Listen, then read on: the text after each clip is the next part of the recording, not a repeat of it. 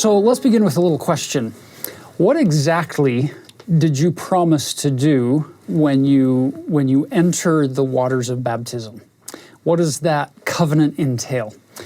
And how are we doing with that? Let's look at chapter 18, and we're going to pick up our story at the Waters of Mormon with Alma teaching this group of people who, by the time we get to the end of the chapter, is going to end up with 450 people. So this is a significant size. Look at chapter 18. We're going to start in verse 8. And it came to pass that he, that's Alma, he said unto them, Behold, here are the waters of Mormon, for thus were they called. And now as ye are, let's list these. Here are the steps. So the precursor to entering into this covenant, A, you are desirous to enter into this fold, to come into the fold of God. And you're desirous to, so enter the fold. You're desirous to be called the children of God. You're desirous to, you're willing now to bear one another's burdens, that they may be light. You're willing to mourn with those that mourn, and to comfort those that stand in need of comfort. So far, so good, right? We have these desires to come into the fold of God, be called His people. These three things, it's kind of hard. We're not perfect at that, but it's doable. We can keep working with this. And then he throws this in here. And to stand as a witness, or to stand as witnesses of God. So we're going to be a witness of God at all times, in all things, and in all places that we may be. How long? Even until death. That's kind of a significant thing, because the word all implies what? This is 100% commitment. This isn't, you'll notice he didn't say, you're going to try your hardest to do all of these things. He said, you're willing to do all these things, and you're desiring. This is a bar that he just set for us up at the level of perfection. He told us you're promising basically to be perfect. That's what standing as a witness of God at all times and in all places, or in all things and all places that you may be in, even until death. That's what that means. Quick question for you. Why would a perfect, all-knowing, all-loving, compassionate God ask imperfect people like me and you to make promises that he and you both know you can't keep? It feels, on the surface, when you look at it at that level, it feels like we're being set up for failure.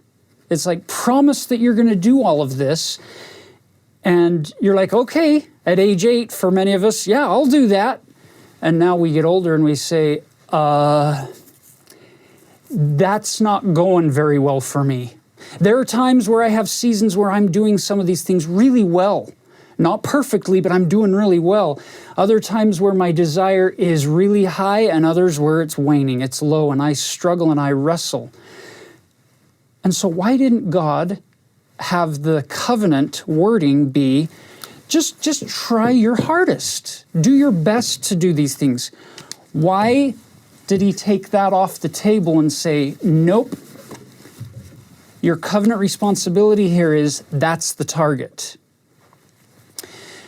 I don't know the real answer to that question, but I have a hunch that a part of that answer is, if the covenant implies just simply trying to be good, to be the very best I can, well, all of a sudden, I don't need Jesus anymore.